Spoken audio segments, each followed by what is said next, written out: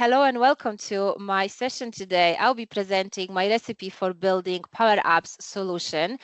And I'll be seeing if are they really best practices or just my old habits. So about me, I wanted to make it a bit more fun. So I'm Anna Black. So I use the hexamal numbers for my surname, so that Black and hex it's 6 zeros, and on the bottom you can see Fibonacci numbers. Does anyone knows what the Fibonacci numbers are?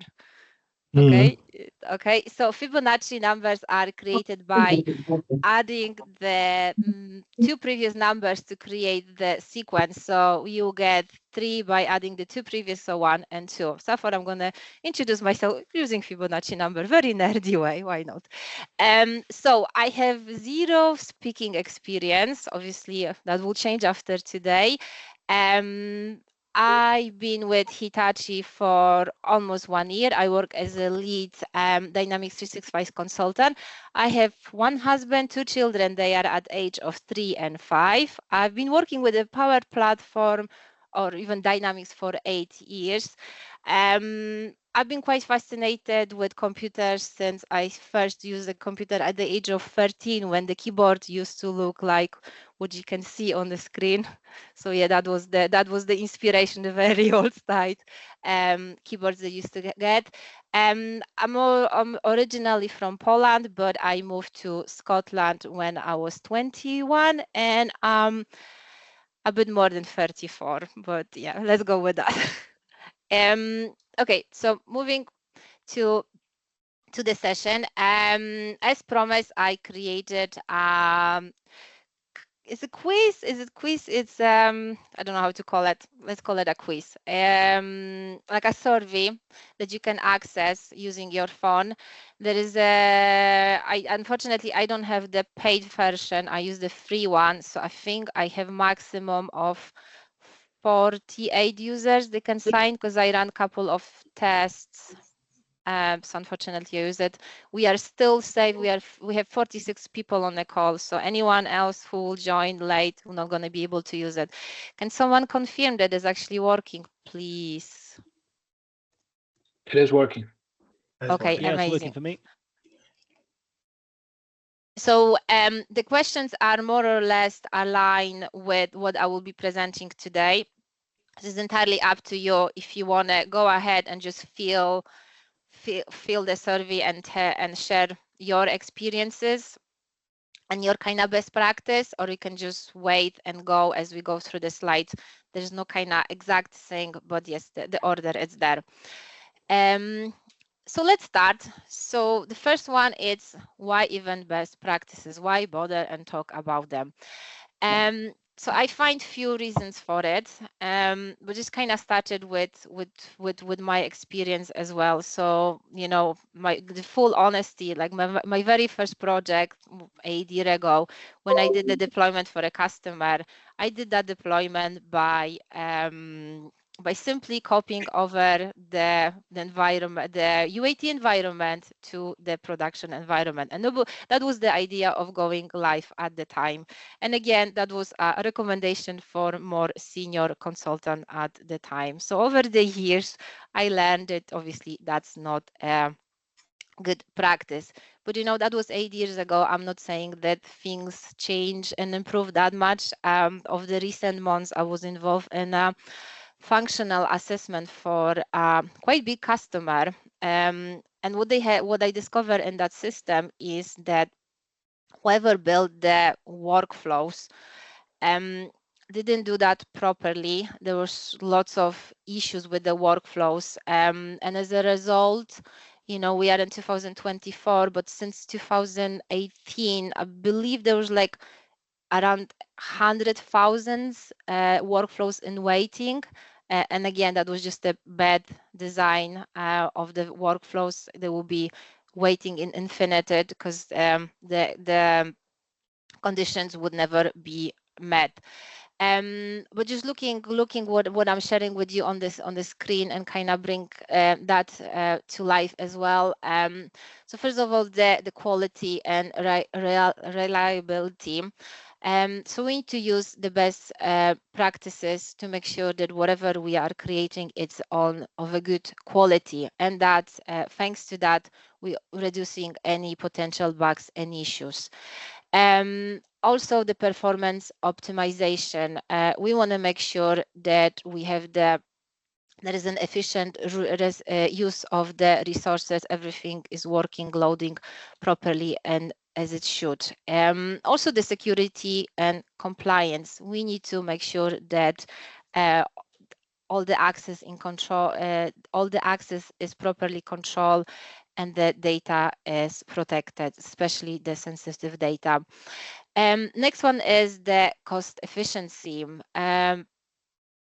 So for the project, it's the reduced development time. If we know exactly what we're doing, we don't question anything. We just we just build and develop solutions. And moving forward is also the lower maintenance cost. Again, I've been involved with a support a few times. So if you, for example, don't name your workflows, your Power Automate properly, and then someone is trying to troubleshoot, they will really struggle to get to the bottom of and to the root cause of a problem if they cannot really find what is triggered and when, because as I said, there is no a proper naming convention for your automation in the system.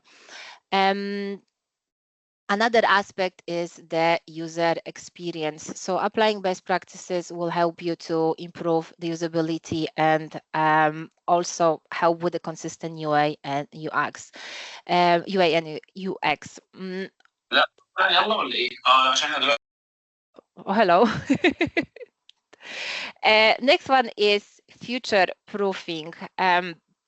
So again, even if you're working on a small project, always think about the big picture.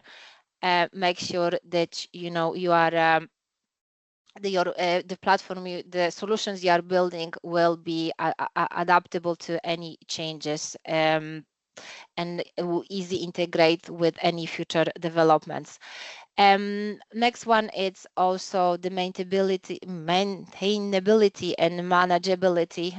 So again, I mentioned that before, it's about simplifying the debugging and troubleshooting, collaboration and knowledge sharing. So standardized processes. So again, if you learn something in the one organization, you can go and take that knowledge to another one, and you know exactly how to do your job, and that's what is expected from you. And the next one is the overall project success. When you're building the stakeholder confidence, because you know exactly what you are doing.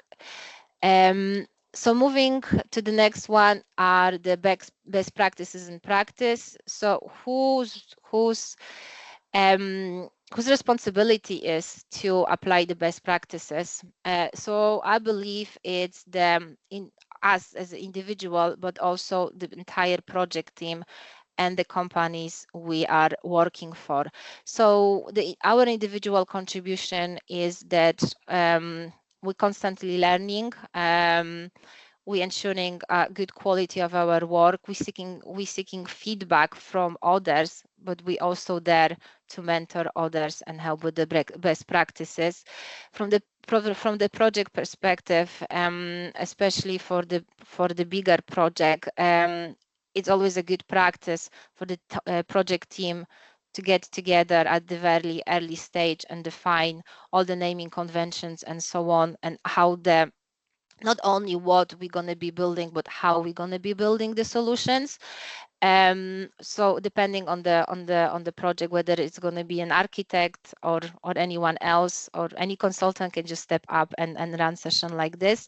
And obviously it's also the company responsibility as well. So it's a common practice for a company to have to establish like the quality standards and best practices. But I don't think it's properly promoted sometimes. We are coming from different different backgrounds, we have different mentors in our life, we learn different things. So I believe that if you join a company, this should be a session with someone, you know, saying, okay, this is how we are doing that with our companies. And again, it's also to give for the companies to give the opportunities for all of us to learn and regularly check what we know and whether there are some better methods. So moving next, there is this saying that I found in the development, which is always called as if the person who will maintain your code is a maniac serial killer who knows where you live. So if you know it, you know it, but yes, try to apply that rule as well in your in the development of your Power Platform solutions. Okay, so quick few best practices and general tips I have for you. So low code, no code approach should be followed as per Microsoft best practices. So that's all we can hear. It's AI or low code, no code. So obviously, you know, go with it. But as we all know, sometimes there are some exceptions to the rule. I'm a strong believer that they are allowed, but as long as they are documented, properly explained to the customer and everything, and also approved. Again, out-of-the-box configuration should always be prioritized over any custom development. When we implementing solution, we already have out-of-the-box entities or tables within the Dataverse. Do use them, however, do not repurpose them for any other function. Also try to avoid over automation. We all like workflows, Power Automate and plugins and so on. However, help the users to do their job and not try to do the jobs for them by using the over automation. Create the UI that is easy and intuitive to use, and that should be consistent. The UI should be consistent and enable users to focus on their main task. Also, if you don't know how to approach the UI, it's always good to focus on personas to drive that experiences for them. Okay, moving forward. So again, like a very generic, it's more from kind of business analysis point of view and thinking about the solution in a more holistic way. Always take into account things like the company strategy, vision, and mission. Try to make sure that all the solutions you are building are aligned with that. Also, there will be some internal policies. So depending on the industry of your customer, that might be quite specific to. So always take that into account. And then you other like internal IT policies and so on, when how the data and is shared and how the data and share and store, and also things like audit and monitoring. So few things from kind of when I start the project. There's few activities I will always perform or ask someone else to do as well. So first one is the team's collaboration. Again, it's very rarely those days that you just work on the solution yourself. So the best way to do for me, it's use Teams to allow for that collaboration. Always create a new Teams channel for any of your new projects. I don't know if all of you are aware, but when you create a Teams channel, you automatically have like a unique email address. And if you use that email address to send emails, that will automatically be turned into a post on Teams channel. Also, I like to keep all my customer information separate. So I'm currently most of the time use the Chrome as my internet browser. So I'll create the separate Chrome profiles and add the for each of the customers. and also add any necessary extension to that. When it comes to the XRM toolbox, we probably all use it. So again, the best practice is, as soon as you know that you have a new project and you receive the login details, do set it up, don't leave it till later. And obviously the documentation as well. I know we are more used to work in an agile methodology when there's no such a big pressure on the documents, but still start on the documentation and update it as you build your solution. So kind of go more into the best practices and details behind it. So for the solution creation, always check if what publishers already exist and the environment. If there is no custom one that you can use, create on your own. Usually it's aligned with the organization you're working for. Never use the default publisher, and when you're creating the publisher, try to match the prefix to the publisher as well. Always add only the minimum components to any of the solution, include the metadata, because if you will forget, things like audit, for example, will not be enabled with the environment that the solution will be deployed to. And as you know, you can always add additional components when required. Another aspect of the solution creation is the solution segmentation. So this one helps with to streamline the maintenance and also simplify deployment and any troubleshooting. So it's not any super predefined rule, I would say, but that's how I tend to segment my solution, that I will usually have at least those 4 when I will have a separate metadata that will include things like the tables, views, forms, any business process flow. I will have 2 for automation when I will have the classic and flows kept separately, and another one for web resources. Moving forward, the managed and unmanaged solutions. So obviously you always start with the unmanaged solution, but then when you deploy that as managed solution. Again, ideally, if you can or have some, if you can build the automated pipelines, but still it is quite common for the manual export import to be used, at least that the experience I have for working on various projects. I'm looking at Parves, who is a supporter of the automated pipeline. So yes, automation all the way, I'd say.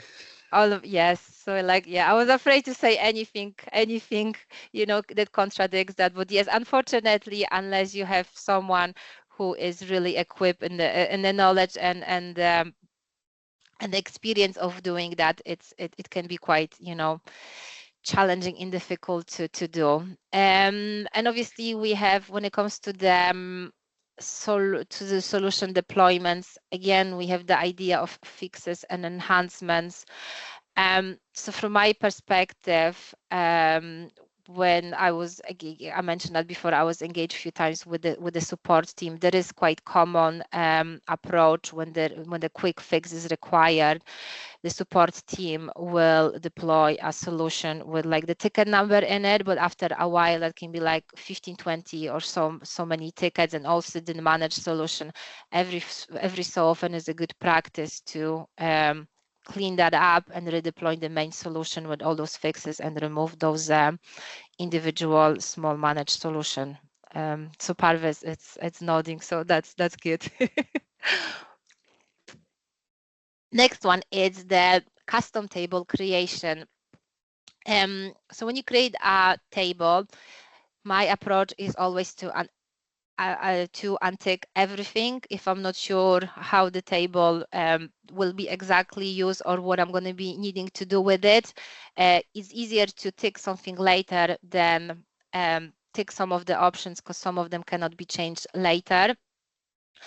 The table ownership, I know that there are two types of the table ownership. I always leave the default one. Maybe I'm missing out on the trick, but I always make the tables to be owned by the teams or owners, or the users. And also consider whether you need the table to be an activity or a standards. Both of them have some extra functionalities, like the activity will give you the regarding field and so on. Primary column, again, in the early stages when I was creating solution, I will very rarely use the primary column, and I will always create a workflow in the background that will update that name automatically on the record creation. Again, that was the trick I was taught at the time. Over the years, I tried to move away from it and repurpose that column, even if that's changing the name. So, for example, if you create a custom event table, use that primary default name and rename it as a, for example, event name. So when possible, do use it, because anytime you will use, for example, advanced find, this is the name column, that's the first name column that you see. And again, I actually personally try to avoid many-to-many relationships. And again, this is potentially due to my experiences. I think Sean slightly opened my eyes with his architect accelerator into using them more frequently. But again, my kind of experience in the past was to create something called the intersect entities. So I included an example of an intersect entity from another project I was working on. So when we have like something called like an area of interest that can be associated with account, contacts, events, or projects, I will create them as a separate entity, and I'll have that intersect entity in the middle that kind of joins them together. So that will mean that if I have the area of intersect linked record, that indicates that specific account is interested in that area of interest, and I will show that as a subgrid.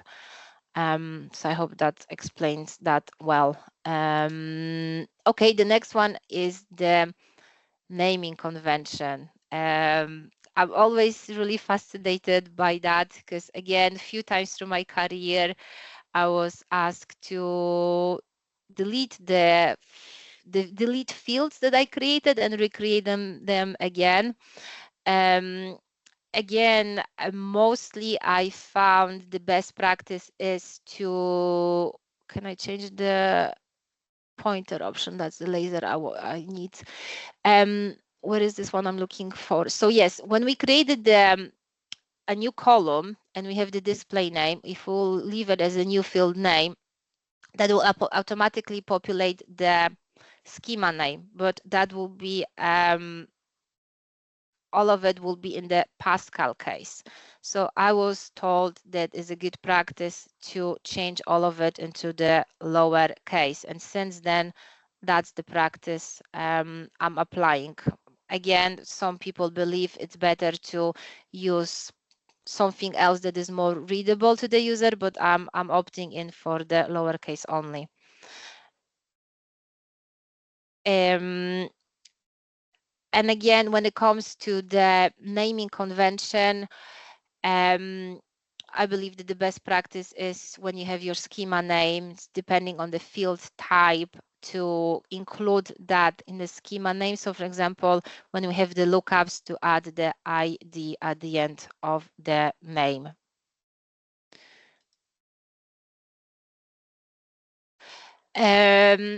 So another few things about the column creations and standards from my perspective. So a few things to do and not to do. first one is to reduce unnecessary storage consumption and improve the advanced find review which of your columns are searchable and which are enabled for audit. Always review the cascade rules and relationship when creating when creating the relationship and new columns. Also be mindful of the field limits and type. So I found the information which I didn't know before. The maximum number of fields per table, it's actually 1024. But I recommend it for any scenarios that you hit around 50% of fields. So when you have a table, when you think you're going to create 400, 500 fields, my recommendation is split and create secondary table to go with it. Next one is to always use the description field and add the concise description outlining what is the field purpose. And the reason for it is when the user hover over it, they will see that as a tooltip to help them to use the system. Always consider the display name length. Always check if the full name is shown on the form. If not, try to shorten that name. And again, when creating the lookups, I tend to avoid creating them as a lookup directly on the form. I will navigate to the opposite table and create it as a many-to-one relationship. Next one is building forms. So that's in the context of the model-driven apps. So again, I'm avoiding the out-of-the-box form. Usually, I will use the option Save As. That is to avoid any unwanted updates going in and overwriting our forms. And also when you rename the form, make sure that you apply proper naming conventions. So for example, call the form account main rather than just main.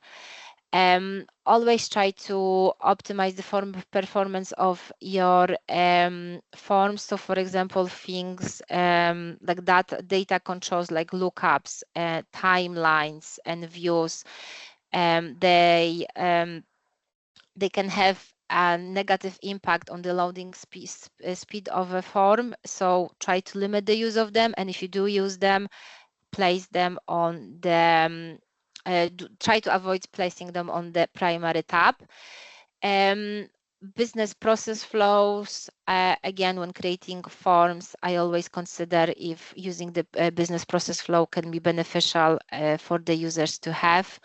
And again, when using the business process flow and working with the out-of-the-box one, do not ever use the save as for the business process flow because they will be saved in your with the prefix new and the default environment. So do avoid that.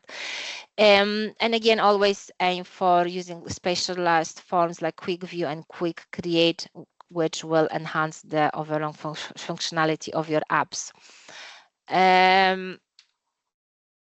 So the next one is the best practices for form layout. For the form layout, so using tabs, sections, and subgrids. So the tabs help you to group information. So the tabs help you to group the information. Always aim to put the key information of the main tab. Again, when it comes to sections help to create a visual hierarchy for the users to more easily read and find the information. When it comes to this section names out of the box for some of the entities, they come as is all in capital letters. Personally, I do not like that. I will usually use the easy translator in XRM toolbox to update that to be to capitalize each word only, and that just creates the consistency. And when it comes to subgrids, ensure things like the correct number of rows to display and optimize to optimize the performance. And another thing is the related tab. Remove the related tab if you think it won't be necessary for the user. It will. Sometimes it does cause some of the confusion for the user why it's there and what it's for. Also the header and footer. So use the header to add things like record status and ID number. And I used to use the footer as well for fields like created and modified on. However, that feature was deprecated back in 2021. So I don't know if you know that, but it didn't comply with the accessibility compliance rules. So yes, unfortunately, you can no longer use the footer. So separating apps, depending of how big the solutions are, aim to separate apps into different functional areas. And if you do create a single app, then again use the navigation and areas within a single app to also separate that. When it comes to naming your apps, you can either use your native apps from the Dynamics 365, or if you're creating a completely custom new app, choose a descriptive name for each app that reflects its purpose. So things like product support or customer service. And again, if there will be too many applications in one environment, also consider using multiple environments to separate them. So navigation structure, I mentioned that very briefly. Always use areas, groups, and sub areas. Avoid excessive scrolling. And separate everything into the all the elements on your sitemap. Next one is the size matters, but it's the attachment that matters. So I work with lots of projects when and as soon as customer will mention to me things like, oh, we receive lots of emails with attachments, or we are sending lots of email with attachment. For me, it's always prompt me to a question to really define the volumes of it. If you're working on a big project when there is many users, obviously this customer will have quite big capacity that comes with the Dataverse. However, for the smaller projects, when you think that very quickly the customer might reach out the limit of the allowed of the capacity they have, always look into alternative solutions. So obviously the first protocol will be to use the SharePoint for the more native integration. However, there are some other more fancy solutions. Some of them come with the extra cost.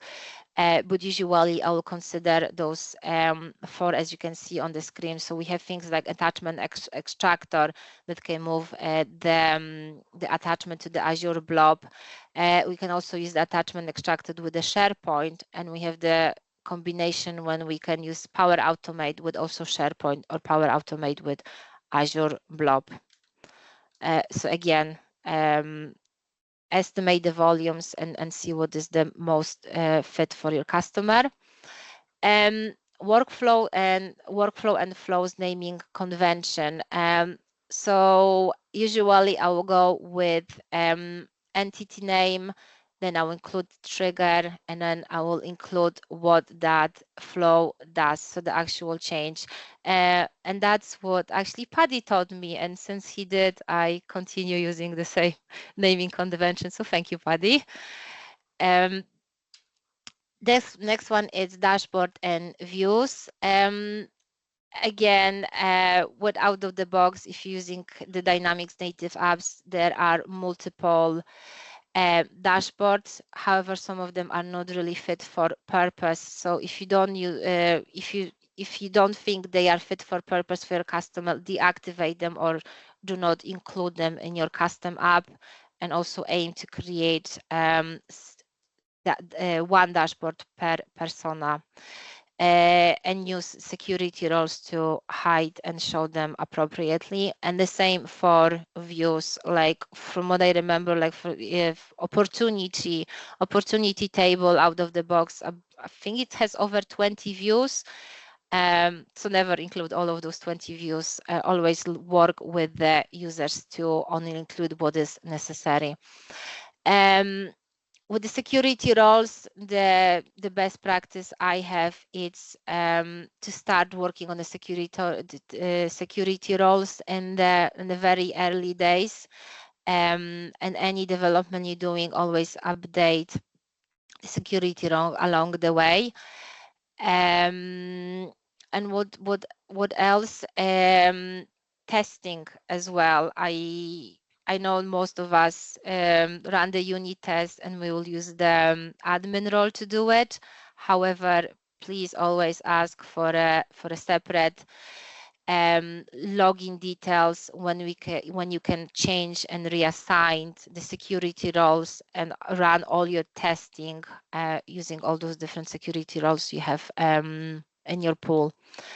And I think that will be the last one. It's the notification. Pretty much any project I work on, I will always get a requirement from a customer to implement some sort of notification.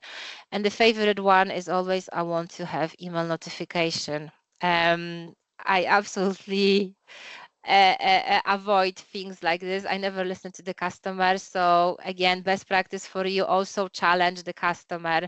There's so many things that you can do as an alternative. So the alternatives are like Teams notification, dashboard, or in-app notification. Definitely limit the email notification. Try to find the balance, what exactly is needed for what scenarios. You can use the combination of all, or really focus to notify the user only when something is happening in the system, and that require a very immediate attention. Otherwise, all the email notification will end up auto-deleted for some of the users.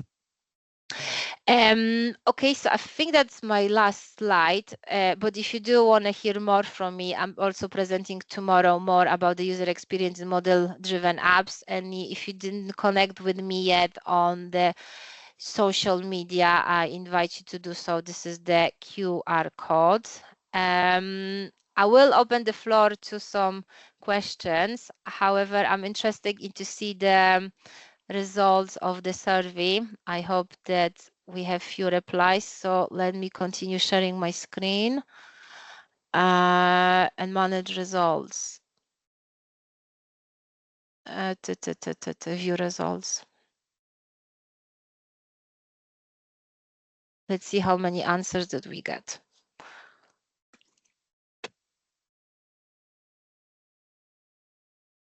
Okay, responses. Okay, so the first question is not really related to the best practices. I was just curious, where are we? Okay, wow, okay, a good mix, a good mix. So that was just a warm-up question for everyone. How important are the best practices in Power Platform solution development? Very important and important. Okay, I'm glad that you can agree. Why the best practices are important? Quality and reliability. Okay, what did score the least? Cost efficiency. Oh, we don't want to be cost effective. Okay. What are the next one? Any other reasons for best practices? Consistency, absolutely. Adaptability, collaboration, create a template. I really like the emojis as well. Critical to success, ease of induction, news, easy to understand, efficient, accept knowledge, and governance, less work later. Absolutely. Sound cool in meetings. Okay, you got them all. Thank you. Who is responsible for best practices? Project team. Okay, the individual scored as last. Okay, evidence to the contrary. If you wouldn't think that we are all responsible for best practices, you wouldn't join that call. So thank you. Low code, no code. Okay, low code. Oh, nice. Okay, depends. Depends. Totally depends. Okay, I agree. And what is the most important for user? Oh, that didn't work. Apologies. How important are these to apply when building Power Up Platform solution? Adherence to data policy. So that score the most. Okay, what are the other answers? How important are the below elements of the project setup? Teams collaboration. Okay, so you can agree. Creating and updating documentation as well as the second one. What is important for solution creation? Again, apologies, this one didn't load properly. How do you segment your solution? Depends, can be vertical or horizontal. On a functionality basis, and even then when absolutely necessary and avoidable. Okay, is that indicating that you don't? Okay, component by component basis, one solution per solution category, one solution per app feature depending on size by feature class. Okay, so slightly different approach than I'm using, but I suppose all work though. This one didn't work, didn't load either. If you allow acceptation to deploy unmanaged solution, tell us why. Small personal apps, no business criticality, rapid development environment is locked down. Specific devs who are close to us as admins, very solution specific, rare. Okay. What is important with creating custom apps?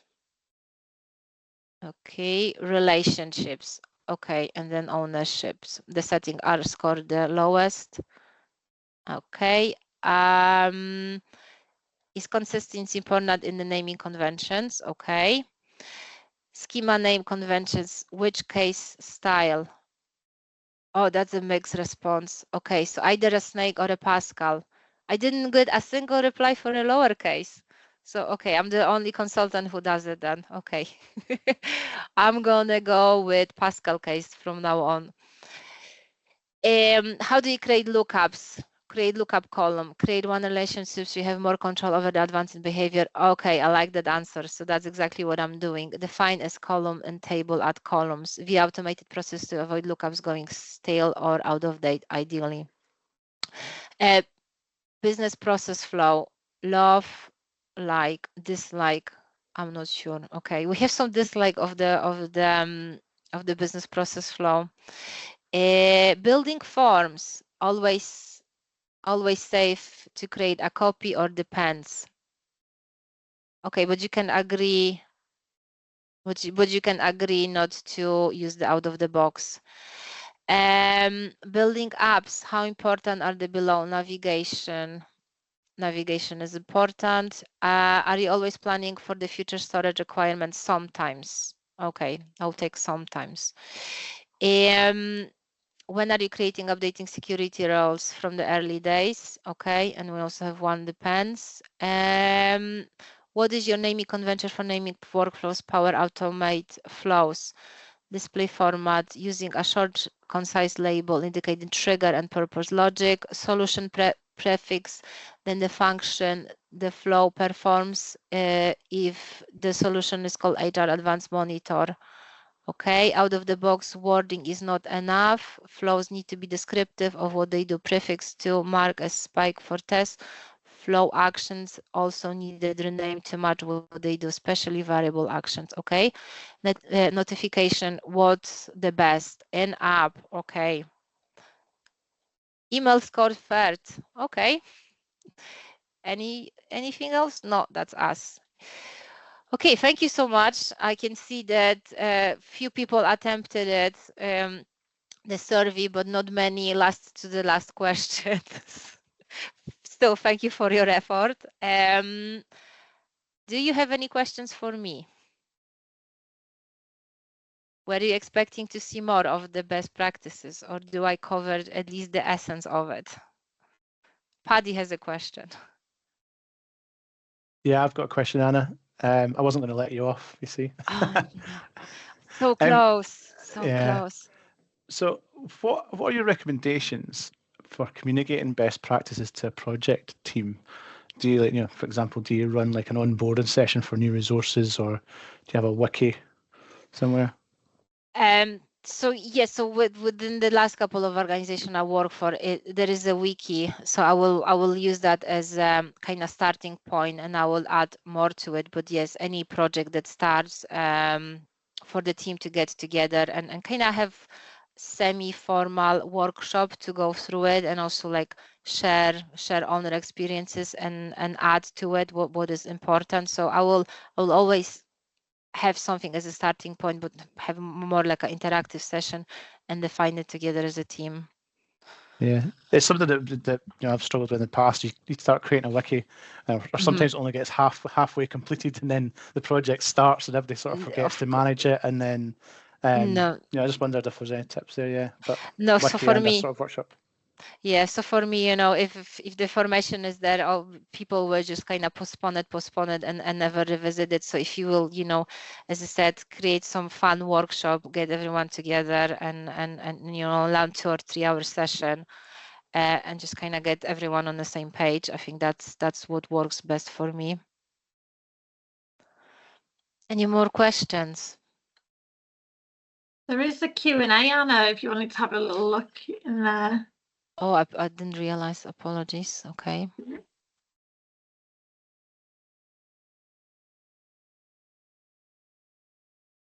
Okay, that's more of a comment. Piotr, regarding the savers, is that still the case when you use the preferred solution? Piotr, I haven't actually tested that with the preferred solution, so I don't know answer to the question. I tested something else with the preferred solution, and it didn't behave as it should. So I'm inclined to say it still wouldn't work with the even with having the preferred solution. Stuart Baxter, what's the earliest version of Dynamics CRM that you have worked with? Oh wow. I did some with 2011.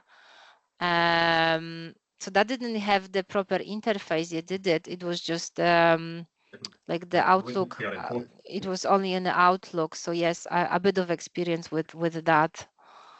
Just reflecting back on what you said towards the start about it basically being copy what's in UAT.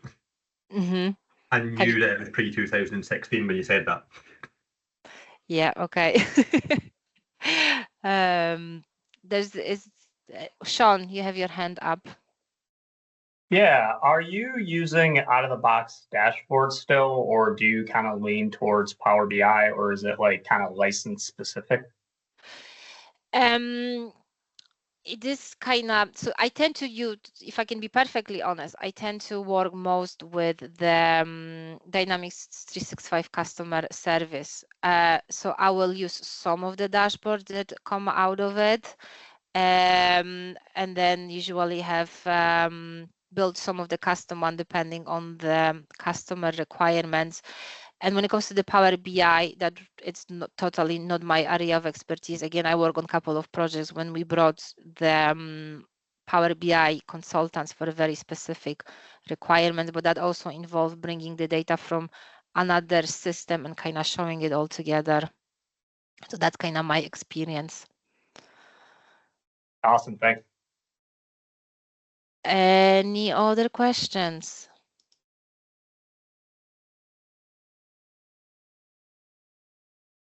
Not a question. I just wanted to elaborate a bit on the comment I made about solution segmentation, really. And a lot of this actually came out in Sean's Architects Accelerator course recently as well. So historically, there's really been two main reasons for separating out solutions. One is to reduce your deployment times, and second, to give you more granular control over your deployments.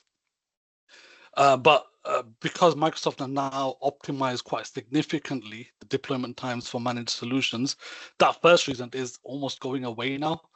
As long as you use the right configuration options to deploy your solution. So basically the options for converting to managed and overriding unmanaged customizations, those two options are the main ones that slow down your deployment time. So try to avoid those if you can, but if you have to use them infrequently is a suggestion. But if you don't use them at all, your deployment time should come down dramatically. But the other reason is still there to give you more granular control over deployments. But I'm talking to a few of the MVPs around this. The overwhelming majority now are giving the messaging that's coming is basically, if you can keep everything in a smaller number of solutions or a single solution, it's better for you, because you avoid all the hassle of dependencies and solution layers and all that kind of stuff, which really complicates the deployment logic. So that's why if you can avoid it, have a single solution or have a small number of solutions. If you have to separate, then think about how you want to separate. So strategize based on functional modules rather than component types, that kind of stuff. Okay. No, that sounds good. So how would you approach that? When the customer already has like a solution and like let's say over like 100 workflows and a similar number of Power Automate. There's like lots of new custom tables, and they want to introduce like enhancements to the system, which it's quite a big complex quite big complex set of new functionalities. Will you still redeploy that as a whole and like carry again the big solution with everything and add the new elements to it? Yeah, I mean, if you're taking incremental deployments, so deploying frequently to your non-development environments, then essentially what it means is that delta that you're deploying becomes smaller and smaller over time. So the theory is that it shouldn't take that long to deploy, even if you are deploying the entire solution every time. And obviously tracking this under source control and having version numbers and branching and stuff like that to support all of that stuff as well. So with all of those sorts of things, which I know it takes quite a lot of investment to set up initially, but it's worthwhile investment, I think. Okay. Just something to add to that. During this call, I've released a solution with 4 apps, 27 connection references, a bunch of other bits and pieces. Total number of components is 191. And using the method that was described there in terms of deploying it as a whole, it took 22 minutes to install and delete the previous version. 22 minutes, okay. So I don't know if in the last couple of days it being so much quicker as well. I don't know what Microsoft have done in the background, but they seem to be doing something. Yeah, there has been improvements. I'll refer everyone to that video from Sean MacArthur and Scott Duro recently, where they have significantly improved the deployment times of managed solutions. I don't think it's fully rolled out to all regions yet. It's in the pipeline, but it is coming. I think they committed to like a 3-month timeline or something, but it is coming. Oh, that sounds good. That sounds very good. I was so pleased as well. I did a similar deployment last year, the same one, and it took 4.5 hours. Yeah, so as I say, it's those starting off so close to finishing time.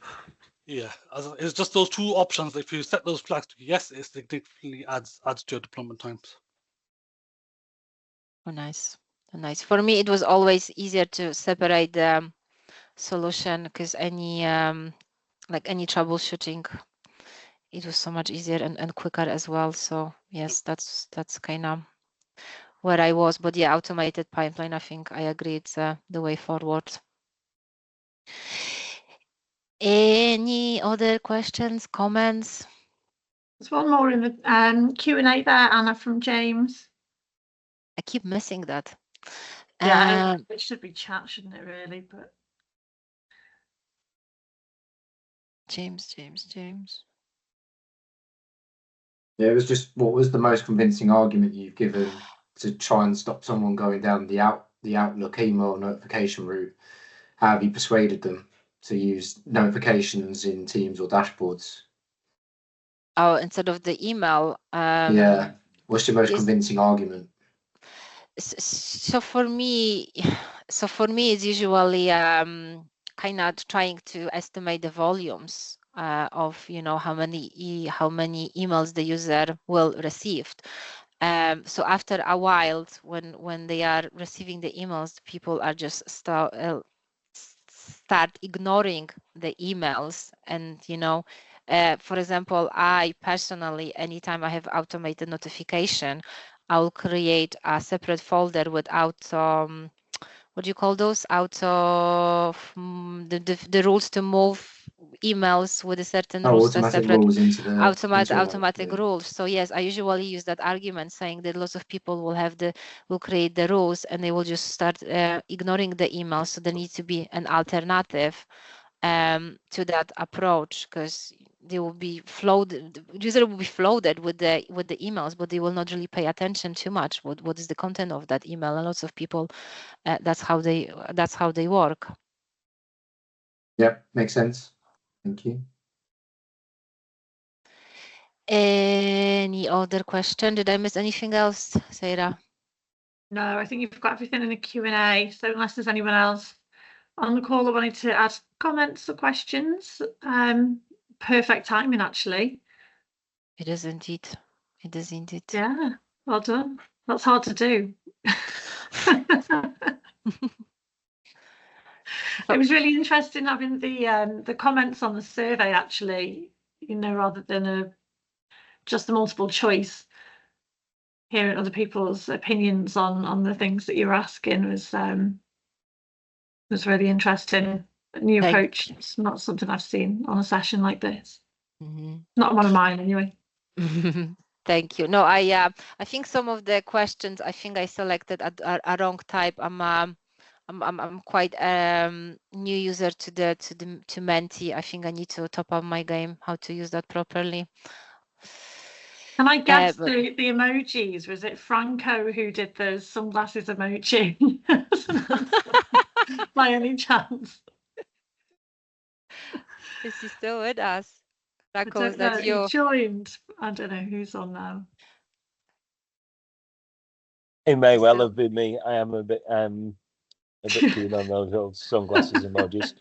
Thanks for that, and you have a wicked session. Oh, thank you. That's good to hear. Thank you so much. Awesome. Oh, well, thank you, Anna. That was brilliant. And thanks to everyone who came as well. Really great crowd, great questions. I think I'll give Stuart a shout out. It's a Scottish Power Platform music group in an hour. So a few of you will probably be on that call too. Especially Keith Atherton, who's stepping in at the last minute to fill a slot that unfortunately. Oh, really? So thank you, Keith. And see everyone in a minute. Oh, nice. Right, okay. Have a great evening, everybody. I hope to see some of you later on as well. All right, take care. Cheers. Bye-bye. Thank you. Bye. See you later. Bye. Bye.